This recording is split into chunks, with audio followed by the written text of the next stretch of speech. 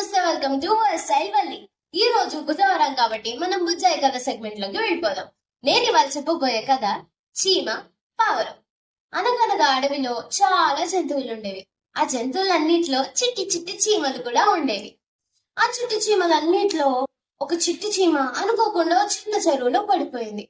పాపం దానికేమో ఈత రాదు. ఎవరైనా కాపాడతారా అని చుట్టుపక్కల చూసింది. ఈ లోపలే చెరువు పక్కన ఉన్న చెట్టు మీద ఉన్న పావురం దాన్ని చూసి బాగా జాలిపడింది. ఈ చిట్టి చీమని ఎలాగైనా కాపాడాలి అనుకున్న పావురం చెట్టు మీద నుంచి ఒక ఆకు తెచ్చి చీమకి దగ్గరగా నీటిలో వేసింది.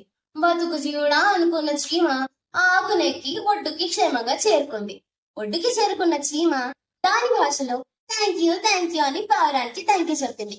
పావురం కూడా ఇట్స్ ఓకే, ఇకపై జాగ్రత్త అని పావురం కూడా చెప్పి ఎగిరిపోయింది.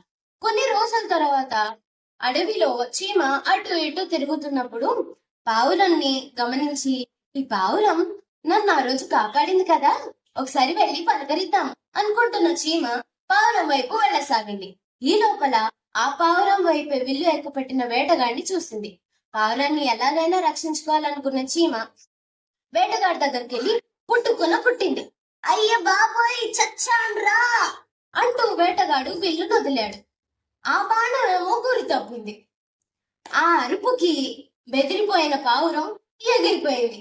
ఇలా చీమ పావురానికి సహాయం చేసి ప్రతి ఉపకారం చేస్తుంది. ఈ కథలో నీతి ఏంటంటే, కథలో ఉన్న చిట్టి చీమలాగా మనం కూడా చిన్న పిల్లలం, మనమేం చేయగలం అనుకోకుండా అవసరంలో ఉన్న వారికి, ఆపదలో ఉన్న వారికి మనకి వీలైనంత సహాయం చేయాలి. సో ఈ రోజు నుంచి పాటిస్తారు కదా పిల్లలు. అలాగే నా వీడియోని లైక్ చేయడం, షేర్ చేయడం మర్చిపోకండి. కామెంట్ చేయడం అసలే మర్చిపోకండి. ఛానల్ స్టైల్ వల్లిని సబ్స్క్రైబ్ చేయడం అసలే మర్చిపోకండి. బై బై పిల్లలు. రేపు గురువారం గుమగుమలాడే వంటల్లో మళ్ళీ కలుసుకుందాం. బాయ్.